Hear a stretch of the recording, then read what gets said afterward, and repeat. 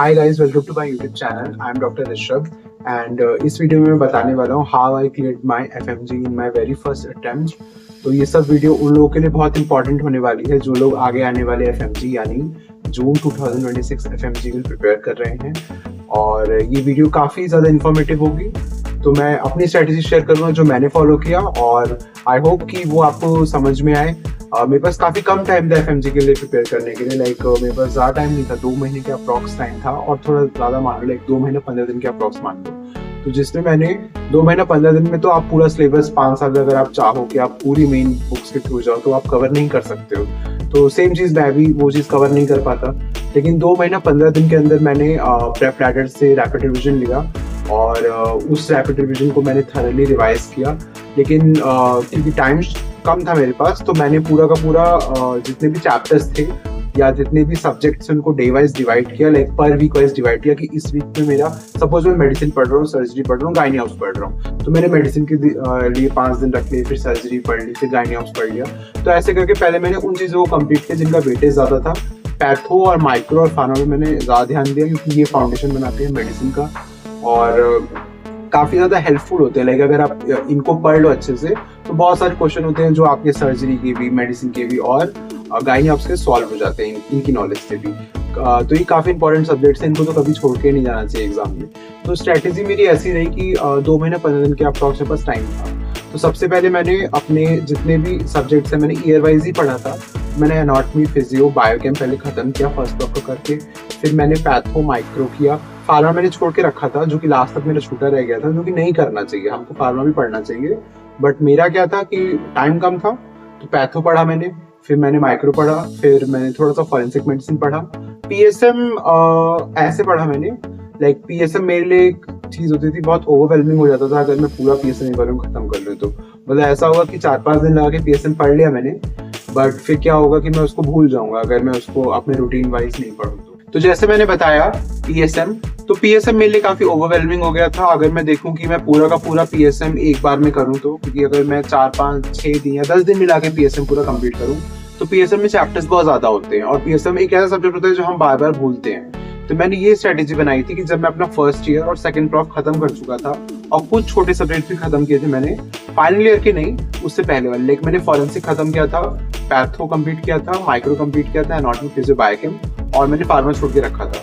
उसके बाद फिर मैंने मेडिसिन किया था, गायनी हाउस किया था। इतना करने के बाद मैंने पीएसएम कैसे पढ़ा था उसको मैंने डिवाइड कर लिया था। लाइक अगर मैं रैपिड रिविजन की बात करूँ जो प्रेप लैडर में हम देखते हैं तो उसके अंदर अराउंड 33 या 34 समथिंग चैप्टर्स हैं रैपिड रिविजन के, and rapid revision more than enough होता है अगर हम एफएमजी की बात करें तो, और बाकी नीट पीजी के लिए भी इनफ होता है। लेकिन ओवरऑल अगर 33 चैप्टर्स की बात करूँ तो मैंने ऐसा डिसाइड किया था कि मैं डेली का सुबह का जो टाइम होता था मेरा, सुबह में जल्दी उठता था 4 बजे से लेकर 6 बजे तक, या कभी 3 बजे उठ गया, 3 से लेकर 6 बजे तक, डिपेंड ऑन कि मेरा लास्ट डे कैसा रहा या मैं अपना टारगेट अचीव कर पाया हूँ या नहीं कर पाया हूँ। तो उसके हिसाब से जैसे पीएसएम के मैं कुछ चैप्टर पढ़ा था, लेकिन आज मेरा था कि मैं 2 चैप्टर कर लूँ, किसी दिन मैंने 3 चैप्टर्स किए, किसी दिन ऐसा भी हुआ कि मैंने 1 चैप्टर भी किया पीएसएम में क्योंकि वो चैप्टर्स काफ़ी बड़े होते थे फिर।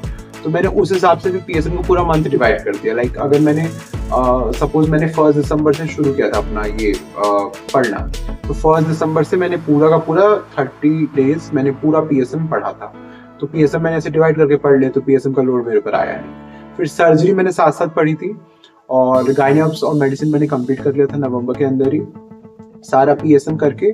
फिर एक चीज़ होती है कि जो माइनर सब्जेक्ट्स होते हैं, माइनर सब्जेक्ट में बहुत सारे सब्जेक्ट्स हैं जैसे रेडियोलॉजी हो गया, एनेस्थीसिया हो गया, फिर डर्मेटोलॉजी हो गया, फिर रेडियो तो हो गया, एंड ये सब सब्जेक्ट्स होते हैं माइनर, ऑर्थोपेडिक्स हो गया। तो ये जितने भी माइनर सब्जेक्ट्स थे इनको तो कभी छोड़ के नहीं जाना चाहिए क्योंकि हर एक माइनर सब्जेक्ट में से इंक्लूडिंग साइकेट्री ऑल्सो 4 से 5 क्वेश्चन तो आते ही हैं, ज़्यादा भी आ सकते हैं लेकिन 4-5 क्वेश्चन तो आते ही आते हैं। तो शॉर्ट सब्जेक्ट्स में ऑर्थोपेडिक्स था, साइकेट्री था, एनेस्थीसिया था, रेडियोलॉजी था और उसके बाद पेडियाट्रिक्स भी मैं इंक्लूड किया। ईएनटी ऑप्था भी मेरा हुआ नहीं, तो इतना सारा मेरा बच गया था जो मुझे दिसंबर में खत्म करना था। विद मैंने सर्जरी तो कर रहा था डेली, पीएसएम भी कर रहा था डेली, बट ऐसा होता था कि सुबह का जो टाइम होता था वो तो पीएसएम में देता था, फिर हाफ शिफ्ट में बनाता था 12 से 1 बजे तक के बीच में, लाइक 6 बजे से लेकर 12-1 बजे या 2 बजे तक, जिसमें मैं सर्जरी खत्म करता था। उसके बाद मैं अपने शॉर्ट सब्जेक्ट भी मैंने शुरू किए करना, बट शॉर्ट सब्जेक्ट में प्रॉब्लम क्या आती है, हम सब शॉर्ट सब्जेक्ट इग्नोर करना चाहते हैं, हमको लगता है कि ये इतने वेटेज वाले नहीं है, इतने इंपॉर्टेंट नहीं, तो हम इसको छोड़ देते हैं। बट रियली शॉर्ट सब्जेक्ट नहीं छोड़ना चाहिए, बहुत इंपॉर्टेंट होते हैं। क्योंकि शॉर्ट सब्जेक्ट क्या है ना कि वो थोड़ा सा पढ़ के अगर आप वो 5 नंबर या 6 नंबर का जितना वेटेज आ रहा है एग्जाम में, अगर आप उसको ले पा रहे हो तो उससे अच्छा कुछ नहीं होगा। क्योंकि कभी कभी कुछ सब्जेक्ट धोखा देते हैं, जैसे मेडिसिन, इस बार के एग्जाम में मेडिसिन बहुत टफ आई थी, काफी ज्यादा क्लिनिकल क्वेश्चंस थे और काफी टफ भी हो गई थी।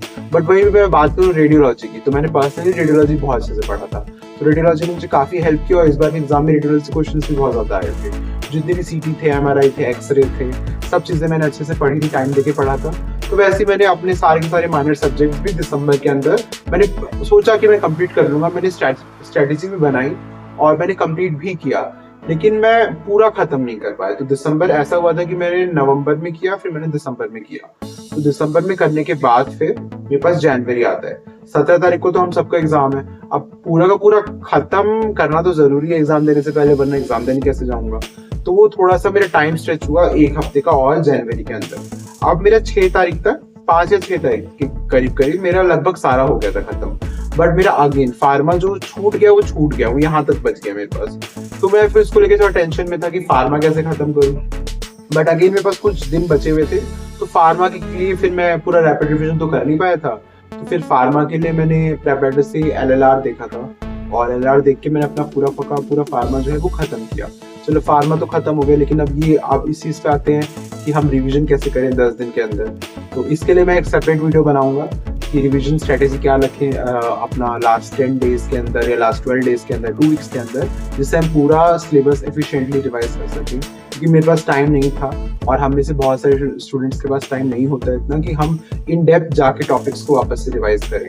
तो उसके लिए मैं एक दूसरी वीडियो बनाऊंगा जिसमें मैं आपको बताऊंगा कि मैंने कैसे पर्सनली पूरा का पूरा सिलेबस जो जितना भी मैंने पढ़ा था, जो भी 1.5-2 महीने में पढ़ा मैंने, उसको मैं रिवाइज कैसे किया लास्ट के 10 दिन में। क्योंकि बहुत लोग बोलते हैं, मेरे बहुत सीनियर्स से जिन्होंने बोला था कि लास्ट 10 दिन में तुम्हें पूरा बचा हुआ, तुम रिवाइज नहीं कर पाओगे, तो बेटर है कि कुछ मेन सब्जेक्ट उठाओ।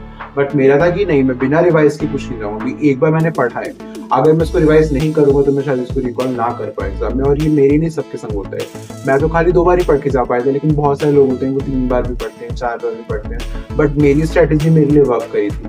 मेरी स्ट्रेटेजी मेरे लिए इसलिए शायद वर्क करी कि मैंने 5 साल जो मैं बांग्लादेश में था, मैंने शायद कुछ ठीक ठाक पढ़ाई करके रखी थी, तो मुझे उतनी प्रॉब्लम नहीं आई। लेकिन अगर किसी और की बात करूं और आप सोच रहे हो कि आपको 2 मंथ में ये क्लियर करना है, तो देखो यार, एक चीज मान लो कि आपको पढ़ना बहुत ज्यादा है। सुबह से मैं खुद सुबह उठता था, मैं 3 बजे, सर्दी का टाइम था, दिल्ली में बहुत सर्दी पड़ती है, दिल्ली में रहता हूँ, तो सुबह 3 बजे उठता था मैं, किसी दिन 4 बजे भी उठता था, ठीक है। और कभी कभी ऐसा होता था कि जैसे 15 दिन 20 दिन फॉलो किया, फिर 1 आध दिन होता था कि मैं सुबह 6 बजे भी उठ रहा हूँ। लेकिन मैं रोज कंसिस्टेंट था इस चीज में बहुत ज्यादा कि 3 बजे मैं रोज उठता था।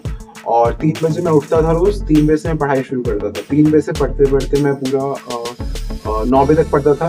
फिर मैं थोड़ा जिम वगैरह जाता था 1 आध घंटे के लिए, क्योंकि फिर मुझे लगता था कि मैं ज्यादा देर के लिए लंबी 6 घंटे से ऊपर मैं सिटिंग नहीं बना पाता था। तो फिर मैं 1 घंटा जिम जाता था। जिम से 9 बजे आता था, 10 बजे तक मैं 1 घंटा जिम जाता था। उसके बाद आने के बाद मैं वापस पढ़ना शुरू करता था, नहा के या कुछ नाश्ता करके। फिर वो पढ़ के मैं दोपहर तक 2 बजे तक पढ़ता था। फिर दोपहर में अपना लंच वगैरह करके फिर मैं शाम 6 बजे तक पढ़ता था। फिर शाम को थोड़ा सा हाफ एन आवर का ब्रेक लेता था। फिर वहां से मैं कंटिन्यू करता था रात के 11 साढ़े 11 बजे पढ़ाई। और 11:30 के बाद मेरी पढ़ाई होती नहीं थी। तो बहुत लोग हैं जो रात में पढ़ाई करते हैं, बट मैं सुबह उठ के पढ़ना ज्यादा प्रेफर करता था। क्योंकि जब आप सुबह उठते हो तो सुबह बहुत सारी चीजें आपके दिमाग के अंदर, जब आप पढ़ते हो कोई भी टॉपिक, तो मुझे लगता है, ये मेरा एक्सपीरियंस है, आपका दूसरा हो सकता है, बट मुझे लगता है सुबह उठ के पढ़ने से जो भी चीज हम याद करते हैं वो लंबी टाइम तक हमारे दिमाग में स्टोर रहती है। और काफी ज्यादा चीजें जो टफ होती हैं वो अगर हम सुबह पढ़ें तो काफी शांति भी होती है। सुबह के टाइम में कोई उठता भी नहीं है, तो शांति की चीजें जल्दी याद होती है। तो मेरा तो यही था कि मैं रात में पढ़ता नहीं था, क्योंकि रात में मुझे डिप्रेशन लगने लगता था। इतना दिन पूरा पढ़ने के बाद फिर रात में पढ़ो तो मुझे डिप्रेशन आता था रात में पढ़ने से। तो मैं रात में जाता था 11 साढ़े 11 बजे, मैं सो जाता था, क्योंकि फिर अगले दिन मुझे 3 बजे उठना है। तो अगर मैं रात में टाइम पे नहीं सोऊंगा तो मैं 3 बजे कैसे उठूंगा। तो इसलिए फिर मैं 4 साढ़े 4 5 घंटे करीब सोता था। लास्ट तक ये 4 साढ़े 4 घंटा मैंने और कम कर दिया था 3 साढ़े 3 घंटे में, जो कि मैं नहीं कहूंगा करने के लिए। ये हेल्दी नहीं है कि आप 3 घंटा सो रहे हो, बट क्योंकि मेरे पास टाइम कम था और इस टाइम में मुझे अपना FMG इस बार क्लियर करना था, तो उसके लिए फिर मैंने ऐसा रूटीन फॉलो किया है। सब्जेक्ट्स की बात करूं तो मैंने प्रेप से ही सारे के सारे सब्जेक्ट्स कंप्लीट किए थे। मेन टेक्स्ट बुक्स नहीं उठाई थी, मेन वीडियो लेक्चर्स भी नहीं उठाए थे। रैपिड रिवीजन मेरे लिए इनफ था, आपके लिए शायद रैपिड रिवीजन इनफ नहीं। अगर आप उससे ज़्यादा कर सकते हो तो ये बहुत अच्छी बात है।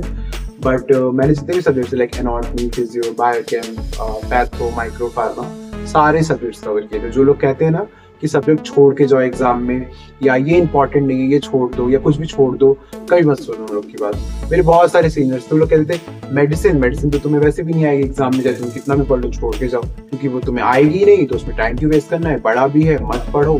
बट अगेन अगर मैं बात करूँ इस वाले FMG की, लाइक जो मैंने क्लियर किया है, तो FMG में इस बार लगभग मतलब ऑन एन एवरेज 40 क्वेश्चंस के आसपास, उतना याद नहीं है मुझे कि कितना आया था, बट 40 क्वेश्चंस के आसपास मेडिसिन आई थी। तो मैं ये सोचता हूँ कि और मेडिसिन टफ भी आई थी, उनकी बात सच थी कहीं ना कहीं, मेडिसिन टफ आई थी।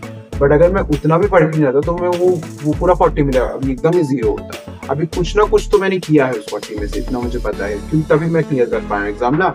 आप सब्जेक्ट छोड़ के मत जाओ, कोई सा भी सब्जेक्ट हो, हमेशा अगर लास्ट तक नहीं हो रहा, जैसे मेरा फार्मा लास्ट तक नहीं हो पाया था क्योंकि टाइम ही नहीं था, तो मैंने एटलीस्ट LLR, ये कंपलसरी है, मतलब अगर कुछ भी नहीं हो पा रहा है तो LLR करके जाओ, ठीक है।